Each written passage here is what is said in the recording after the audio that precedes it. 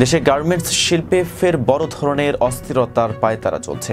সাম্প্রতিক সময়ে 119টি কারখানা বন্ধ হয়ে গেছে, যা দেশের অর্থনীতির অন্যতম চালিকা শক্তি, যা এই শিল্পের জন্য মারাত্মক সংকেত। সংশ্লিষ্টরা আশঙ্কা করছেন, রমজান মাসকে সামনে রেখে গার্মেন্টস সেক্টরে পরিকল্পিত অস্থিতিশীলতার সৃষ্টি করা হতে পারে। সরকারের একটি বিশেষ সংস্থার প্রতিবেদন এবং মিডিয়ার অনুসন্ধানে উঠে এসেছে যে 5ই আগস্ট রাজনৈতিক পট পরিবর্তনের পর থেকেই গার্মেন্টস শিল্পে একদল ষড়যন্ত্রকারী সক্রিয় হয়ে উঠেছে। প্রতিবেদনে বলা হয়েছে, পরাজিত একটি রাজনৈতিক শক্তি গাজীপুর ও টঙ্গী এলাকাকে কেন্দ্র করে বিশৃঙ্খলা সৃষ্টির চেষ্টা করছে। এই শক্তি শ্রমিকদের উস্কে দিয়ে বিক্ষোভ, অবরোধ এবং ভাঙচুর ঘটাচ্ছে। গত 5.5 মাসে আশুলিয়া ও গাজীপুরে 40টি, নারায়ণগঞ্জে 36টি এবং ঢাকা মহানগরীতে 3টি কারখানা বন্ধ হয়ে গেছে। এ সময়ে গার্মেন্টস শিল্প এলাকায় 1147টি অপ্রীতিকর ঘটনা ঘটেছে, যার মধ্যে রয়েছে 52টি অগ্নিকাণ্ড, 75টি ভাঙচুর, 239টি রাস্তা অবরোধ, 3টি লুটতারাজ, 778টি কর্মবিরতি, 11টি চুরির ঘটনা।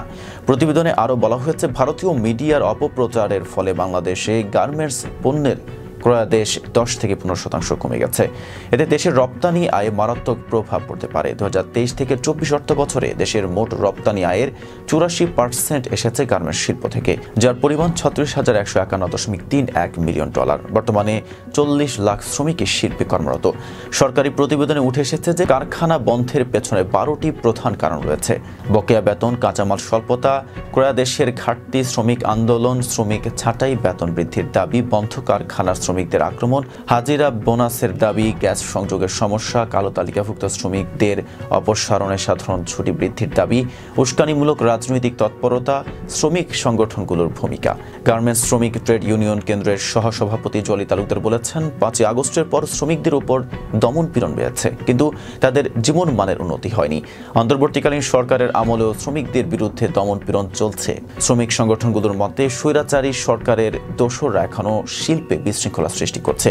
আইনশৃঙ্খলা বাহিনী জানিয়েছে, 1 ডিসেম্বর থেকে 16 জানুয়ারি পর্যন্ত গাজীপুর টঙ্গী এলাকায় 198টি শ্রমিক অসন্তোষের ঘটনা ঘটেছে, যা মোট ঘটনার 47%। বর্তমানে দেশের 179টি গার্মেন্টস কারখানায় বকেয়া বেতন রয়েছে। অক্টোবর, নভেম্বর, ডিসেম্বর ও জানুয়ারির বেতন পরিশোধ করতে ব্যর্থ হয়েছে 179টি কারখানা। ঢাকা মেট্রোপলিটন পুলিশের কমিশনার শেখ মোহাম্মদ সাজ্জাদ আলী বলেছেন, শ্রমিক অসন্তোষের কারণে মালিকদের বাসা ঘেরাও করা হচ্ছে। আমরা অপতৎপরতা সৃষ্টিকারীদের চিহ্নিত করছে এবং পরিস্থিতি নিয়ন্ত্রণের চেষ্টা করছে। বিজিএমই এর সাবেক senior vice president Syed Nazrul Islam বলেছেন, রাজনৈতিক অস্থিরতার কারণে গার্মেন্টস শিল্পে অস্থিরতা তৈরি হয়েছে। অর্ডার কমে যাওয়ায় কারখানা বন্ধ হওয়ার ঝুঁকি বেড়েছে।